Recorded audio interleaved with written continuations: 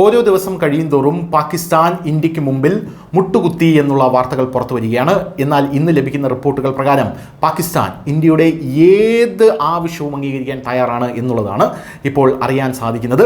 ഒരുപക്ഷെ പാക് അധീന കശ്മീർ പോലും പാകിസ്ഥാൻ തരാൻ തയ്യാറായേക്കും എന്ന് ഇപ്പോൾ പ്രതിരോധ വിദഗ്ധരും നയതന്ത്ര വിദഗ്ധരും പറയുന്നുണ്ട്. എന്താണ് വിഷയമെന്നല്ലേ, അതായത് ഇന്ത്യ ഓപ്പറേഷൻ സിന്ദൂർ നടത്തുന്നതിന് മുമ്പേ പഹൽഗാം ഭീകരാക്രമണത്തിന് ശേഷം പാകിസ്ഥാനിൽ ഒരു ബോംബ് ഇട്ടിരുന്നു. അതൊരു വാട്ടർ ബോംബാണ്. ആ ബോംബ് സിന്ധു നദീജല കരാർ റദ്ദാക്കുക എന്നുള്ളതായിരുന്നു. ഈ ബോംബ് ഇപ്പോൾ പാകിസ്ഥാനിൽ വലിയ രീതിയിൽ കത്തുകയാണ്. രണ്ട് പ്രവിശ്യകൾ തമ്മിലുള്ള അടി അവിടെ തുടങ്ങിക്കഴിഞ്ഞു. പൊതുജനങ്ങൾക്ക് വെള്ളമില്ലാത്ത ഒരവസ്ഥ അവിടെ ഉണ്ടായിരിക്കുന്നു. പോരാത്തതിന് വെള്ളം കൊണ്ടുവരൂ സർക്കാരെ എന്നുള്ള നിലവിളികൾ അവിടെ ഉയർന്നിരിക്കുന്നു. പാകിസ്ഥാൻ സമ്പൂർണ്ണമായി വരൾച്ചയിലേക്ക് പോകുന്നു. കാർഷിക വ്യാപാരം ഒന്നും തന്നെ നടക്കുന്നില്ല. കർഷക വൃത്തി സമ്പൂർണ്ണമായും ഒരു ഭാഗത്ത് പ്രതിസന്ധിയിലായ രീതിയിലാണ് കാര്യങ്ങൾ മുന്നോട്ട് പോകുന്നത്. ഈ സാഹചര്യത്തിൽ പാകിസ്ഥാൻ അന്താരാഷ്ട്ര രാജ്യങ്ങളുമായി സംസാരിച്ച് ലോകരാജ്യങ്ങളുടെ ഇന്ത്യയിൽ സമ്മർദ്ദം ചെലുത്താൻ നോക്കിയെങ്കിലും കഴിഞ്ഞ ദിവസം ഇരട്ടി പ്രഹരമാണ് ഇന്ത്യ ഐക്യരാഷ്ട്രസഭയിൽ പാകിസ്ഥാൻ കൊടുത്തത്. പാകിസ്ഥാനോട് ഇന്ത്യ പറഞ്ഞത് IMF പാകിസ്ഥാൻ ലോൺ കൊടുക്കുന്നതായി ഞങ്ങൾ കേട്ടു. ലോൺ കൊടുത്തിട്ടൊന്നും ഒരു കാര്യവുമില്ല. ആ ലോൺ വാങ്ങിച്ച് വീണ്ടും ഭീകരപ്രവർത്തനം നടത്താനാണ് പാകിസ്ഥാൻ്റെ ഉദ്ദേശമെങ്കിൽ ഞങ്ങൾ ഓർമ്മിപ്പിക്കുന്നു, പാകിസ്ഥാൻ്റെ നട്ടെല്ല് നമ്മൾ ചവിട്ടി ഒടിച്ചിരിക്കും. ഇന്ത്യ ഇങ്ങനെയൊന്നും പ്രതികരിക്കാത്തതാണ്. പക്ഷേ ഇപ്പോൾ ഇത് പുതിയ ഇന്ത്യയാണ് എന്നാണ് പാകിസ്ഥാനെ ഇന്ത്യ ഓർമ്മിപ്പിക്കുന്നത്. ഇപ്പോഴിതാ ഷഹബാസ് ഷരീഫ് എല്ലാ പ്രശ്നങ്ങളും പരിഹരിക്കുന്നതിന് ഇന്ത്യയുമായി ഗൗരവമേറിയതും അർത്ഥവത്തായതുമായിട്ടുള്ള ചർച്ചകൾ നടത്താൻ തൻ്റെ രാജ്യം തയ്യാറാണെന്ന് പറഞ്ഞിരിക്കുന്നു.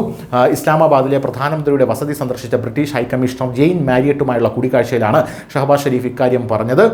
ഔദ്യോഗിക പ്രസ്താവനയിലാണ് ഈ വിവരം നൽകിയിരിക്കുന്നത്. ഇരു നേതാക്കളും ഉഭയകക്ഷി ബന്ധങ്ങളെക്കുറിച്ചും ദക്ഷിണേഷ്യയിലെയും പശ്ചിമേഷ്യയിലെയും പ്രാദേശിക സാഹചര്യങ്ങളെക്കുറിച്ചും ചർച്ച ചെയ്തു.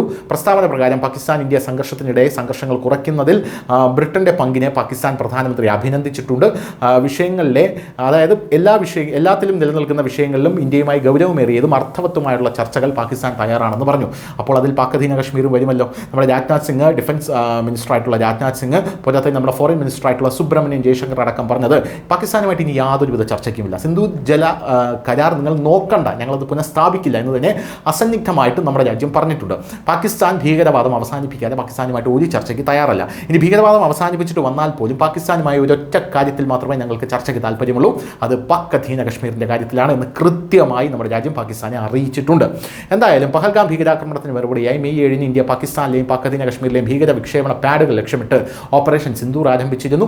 ആക്രമണങ്ങൾ 4 ദിവസത്തെ കനത്ത പോരാട്ടത്തിന് കാരണമായി മെയ് 10 സൈനിക നടപടി അവസാനിപ്പിക്കാൻ പരസ്പര ധാരണയായതോടെയാണ് ഇത് അവസാനിച്ചത്. പാകിസ്ഥാൻ അധിനിവേശ കശ്മീർ തിരിച്ചുപിടിക്കുന്നതും ഭീകരവാദം സംബന്ധിച്ച വിഷയത്തിൽ മാത്രമേ പാകിസ്ഥാനുമായി സംസാരിക്കുകയുള്ളൂ എന്ന് ഇന്ത്യ വ്യക്തമാക്കിയ സ്ഥിതിക്ക് ഉറപ്പായിട്ടും പാകിസ്ഥാനോട് ഇന്ത്യ ചോദിക്കുന്നത് ആ പാക് അധീന കശ്മീർ ഇങ്ങ് തന്നേക്കൂ എന്ന് തന്നെ ആയിരിക്കണം. News desk news India.